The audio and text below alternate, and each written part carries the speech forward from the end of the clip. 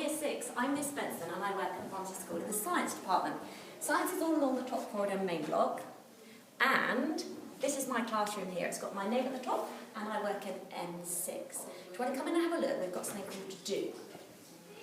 This is Corinne, our science technician. We'll just pop the door open there. She helps with any practicals that we're going to do.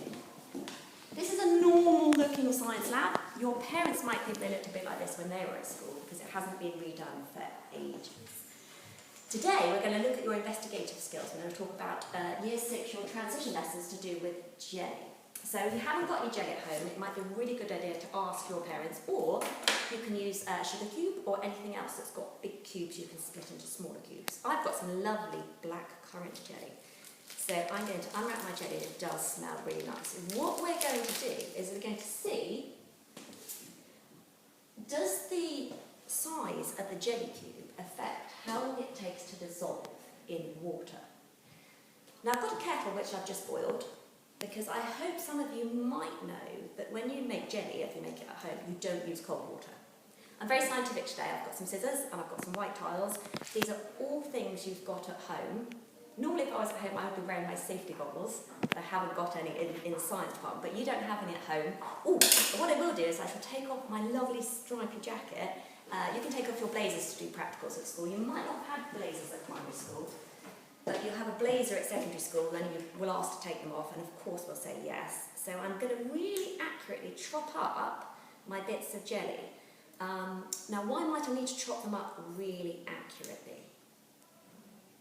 They've got to be the same size. If I'm going to chop them up so they're the same size, now really if I was a good scientist I would find their mass, so they've all got identical masses. Now, hopefully at home I've got 6 different ones there. You might have a measuring jug. Now in a science lab, to measure really accurately I'd use a measuring cylinder, but today at home you can have a go hopefully with a measuring jug. It doesn't matter if you haven't got a measuring jug. You can use a glass and just pour it up to the same line every time. You could draw on it with a colouring pencil or a indelible pen, so you get the same volume of water each time. Now it works really well if you use 1 jelly cube and 100 millilitres of water. Now what you're going to do is, I've got my kettle here. You just boil the kettle once, make sure it's got enough water in for you to have a go. You might want to ask your parents to help this. Mine's not that hot because it boiled a while ago, so I will pour in my 100 millilitres of water. It looks quite hot, so it just goes up to the bottom line, just there. So I pour in my water. All I'm going to do, you need a stopwatch.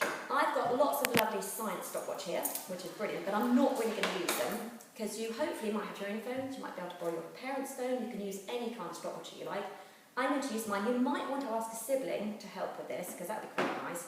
However, they're all young, it doesn't matter, they just have to push the start button. I'll do it myself. I'm going to put my whole jelly cube in, and I'm going to pour in. I've got a very scientific stirrer I could use if I'm here, however, I'm going to use a spoon because I think you probably have a teaspoon at home. I'm going to pour in my water and press start on my stopwatch at the same time, and then I'm going to stir and see how long you think it takes for your jelly cube to dissolve. Now, you'll keep going and you'll keep stirring, and hopefully you'll be able to stop it and you'll be able to write the results down. Now I'm going to give this to my handy assistant to keep stirring, because I've got a handy assistant. You could give it to your brother, your sister, whatever it is. So I've just shown you the method, so that's a step-by-step what you would do. Now, we'd like you to think about what variables you're going to think about. So I've cut my jelly cubes up, hopefully, into approximately the same size. Now, if I cut this one in half and put it in the cup, we'll have to think about what we're going to keep the same in order to make it a really accurate science experiment. So I could fill up my jug and pour it all the way in, but I don't think that would be very accurate. So this is one of your control variables. We're going to use the same volume of water, so you need to pour it up to 100 millilitres each time, and I'm going to use the same mass, so the same size, total size of jelly each time. And when you've done 2 bits, you can start with another cube, and you're going to chop it up, and you can chop it into 4 bits. I'll put them on there so you can see. There's my 4 bits of jelly. and I would do it exactly the same again. So I put those 4 bits into my cup instead. And because I'm a good scientist, I would use the same volume of water. I'm going to do this one. I'm going to get it from the kettle. So this one's got 4 bits. I'm going to pour in 100 millilitres. And I'm going to use a thermometer with this one.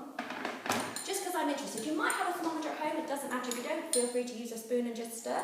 I've got another stopwatch here, so I can push start on my stopwatch, pour it in, and have a go. And I would think this is quite warm. The temperature is the kinetic energy of particles. Now, obviously it's been in the kettle for a while, but it's got quite high specific heat capacity, so it's going to stay hot for quite a long time. So I would stir that, and it's about 70 degrees, which is quite hot, so do be careful that you don't spill it on yourself. And what you're going to do with each of the times you get for the different ones, you're going to pop it in a results table like this. So you could draw this on a piece of paper. You've got the number of pieces of jelly. Obviously, 1 whole cube is 1 lump that we started with, that Corinne's still stirring. 2 cubes, you've chopped it in half, and you put both bits into your cup.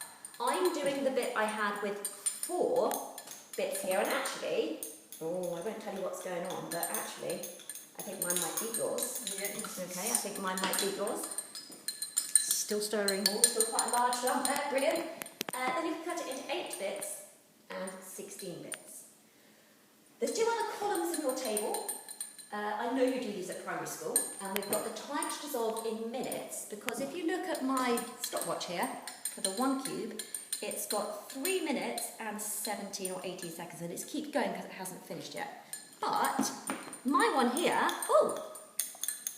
I think mine here have completely, because I can't see any lumps left in there, so I would stop my stopwatch for this one, and it would be 1 minute and 12 seconds. So I would write that in this column here, so I could write 1 minute and 12 seconds, and then I need to change them all into seconds so I should compare them. Hopefully you'll remember there's 60 seconds in a minute, then you have to add on the 12, so for this one here it would be 72. Oh, sorry, 72. So I would just pop 72 in that end column there. So pause the video now, and then go and have a go. See if you can get your own results. Don't worry if you can't, because we have done some for you, okay? So have a really good go. Try and keep all your variables the same. The only thing you need to change is the size of the little bits of jelly that you're going to put in. Okay? Brilliant. Well done. If you haven't done your own, there are some results here. What you need to do is change them into seconds, and then you can have a go at answering some questions and plotting a graph. Now, I know in primary school you do quite a lot of really good graphs, and you could draw a bar chart, or you could do a line graph, which you might call a scatter graph, because we're trying to work out that if you have more pieces of jelly, what happens to the time, and think about why. Okay? Even if you've just watched ours, you've probably got a really good idea. Oh, has that one now resolved? Pretty much. So what I would do is push stop on my thing, and that says 5 minutes and 6 seconds. So if I was going to do that one, I would put 5 minutes and 6 seconds in there, and then you can decrease as you go down. Your results will clearly be different to ours, because you've got a different packet of jelly. But really don't worry about that at all. Once you've finished, you could do a graph, that would be brilliant, but don't worry if you don't. It'd be great if you could answer these questions. So, what did you find out? Did you find out anything to do with the size of the cube and the jelly? Or anything about keeping factors the same? That'd be really good. Why do you think it was like this? What did you change of your jelly cube to make it dissolve at a different rate? Can you find the surface area of your cubes? Now, I know in maths at primary school you do area, and I know that you'll know the area of the front case of your jelly cube. You'll need to measure it. So I measured my jelly cubes, and I did, and most jelly cubes are about the same, and I have to say they're quite good. Normally they're about 2 centimetres by 2 centimetres by 2 centimetres. So I've just drawn one over here that's 2 by 2 by 2. So each side has got an area of 2 times 2. So that side will be 4 centimetres squared. Now I've got, on my cube, it's got 6 sides, so each one is 4. So I've got 1, 2, 3, 4, the front and the back. So it's got 6 sides, each with 4. So you're very good at your times tables, I'm sure. So the total area is 24 centimetres squared with 1 cube. But when I cut it in half, I increase the surface area because I end up with this extra face here and the extra face on the other side there. So as your challenge, you could, and it'd be brilliant if you could do this, work out the total surface area of 2 pieces, and then 4 pieces, and then 8 pieces, and then 16 pieces. And you could link that to how quickly they dissolved. Okay? I've also drawn a rabbit down here because in all of my YouTube clips, and I love rabbits, and we've got 2 pet rabbits, I have a rabbit somewhere. Now, Mr. Wilbraham has probably helped you with spotting my rabbit. It's not a real rabbit today, I'm afraid, because my real rabbits are at home. I love a good pet rabbit. There's also a llama in my kit, if you like Minecraft, or if you like Fortnite. Anything like that, there's some brilliant animals in there. And did you know that if you name your rabbit on Minecraft Toast, you rename it Toast, it becomes Spotty when it respawns. So that's something that you could also try over some holidays. It'd be really good if you could have an excellent go at this. And the last question that you could answer is what happens to the surface area as the cubes become smaller? Now that's the total surface area. So we've chopped it up into lots and lots of pieces.